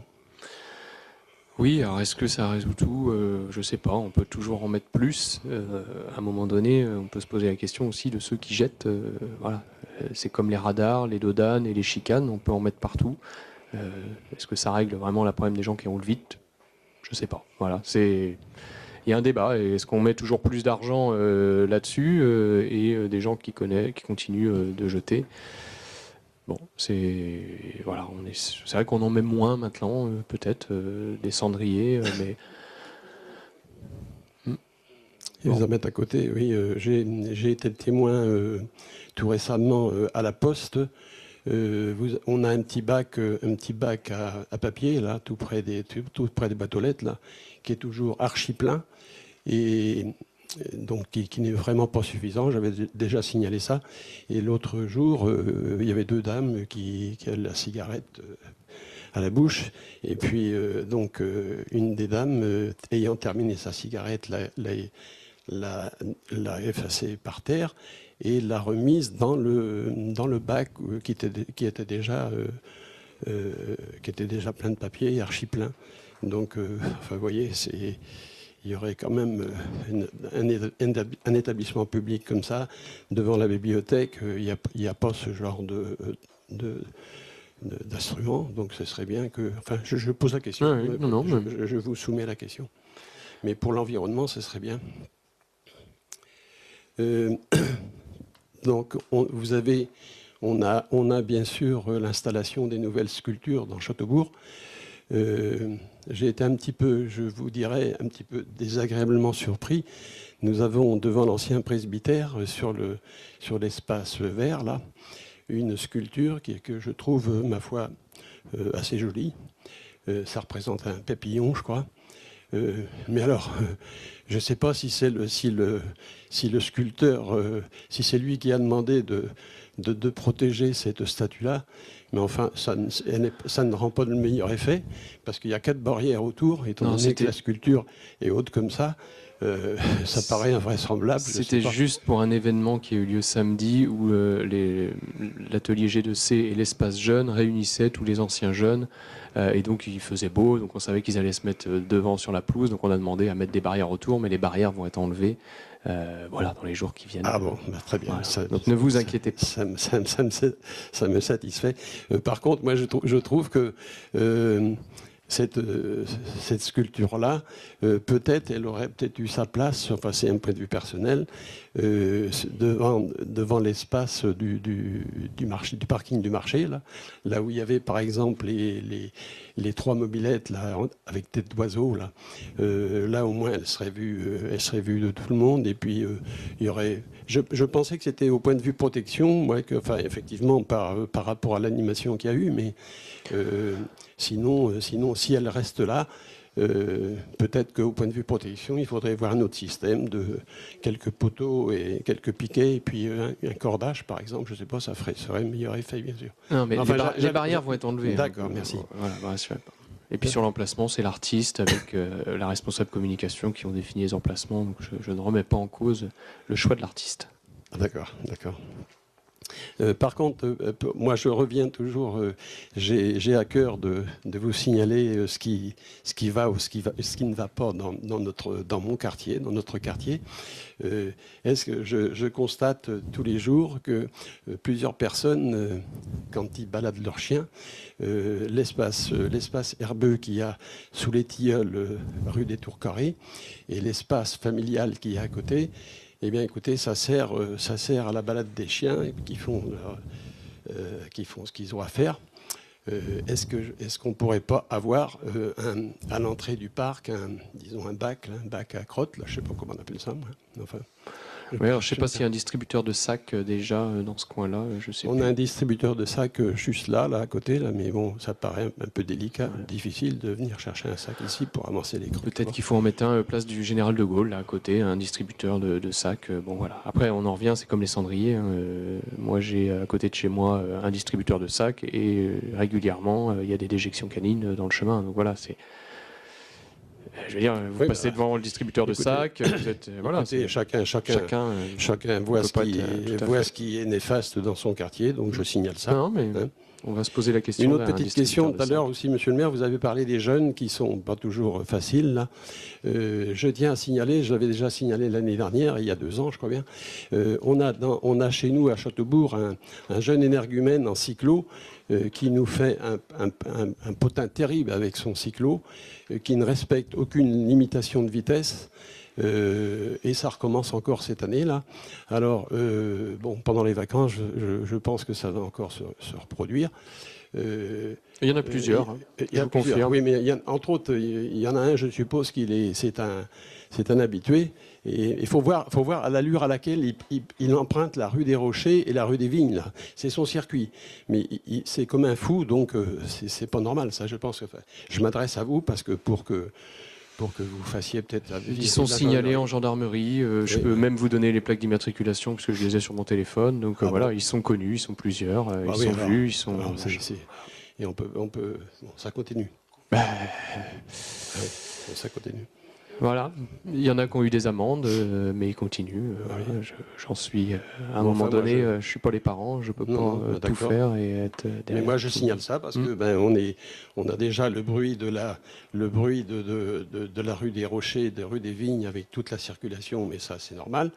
Mais parce que les trafics agricoles et tout ça, mais bon, en plus de ça, avec des jeunes comme ça qui cassent la tête, on a le droit un petit peu de... Je vous dis, l'été, je crains encore comment ça va se passer cet été. Je voudrais en revenir, encore toujours pour mon quartier. J'ai la désolation de constater ici, face à l'ancien presbytère, il y a donc le bouquet d'arbres qui existe. Et il y a un arbre qui vient malheureusement qui est complètement sec. Là, l'année dernière, il était encore tout à fait vivant. Et cette année, il n'y a plus aucune feuille, il n'y a rien du tout. Un très bel arbre qui a le long de l'allée, donc il va être supprimé. Je voudrais, par contre, parler du majestueux chêne d'Amérique qu'il y a là.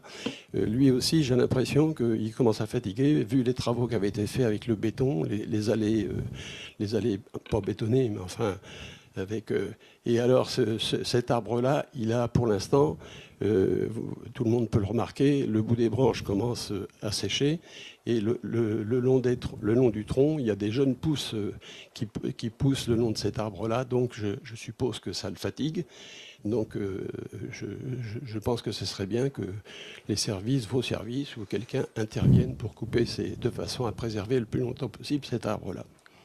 Le message sera transmis au service. Bien. Ma dernière question, monsieur le maire, c'est une question de santé publique. Là, dans notre secteur, toujours, là, nous avons la belle rivière d'eau là, qui fonctionne quand elle peut. Je ne sais pas, depuis qu'elle est mise en place, c'est un investissement qui a sans doute coûté très très cher. Pourquoi que ça ne fonctionne pas tout le temps? Parce que est-ce que ça dépense trop d'eau? Est-ce que ça dépense trop d'électricité et tout ça? Mais en tout cas, la plupart du temps, ça ne marche pas. Mais par contre, à chaque fois... J'invite le conseil à aller voir. Et donc, pour une question de santé publique, allez voir, il y a donc cette rivière d'eau, elle est pleine de galets, hein, de tas de galets.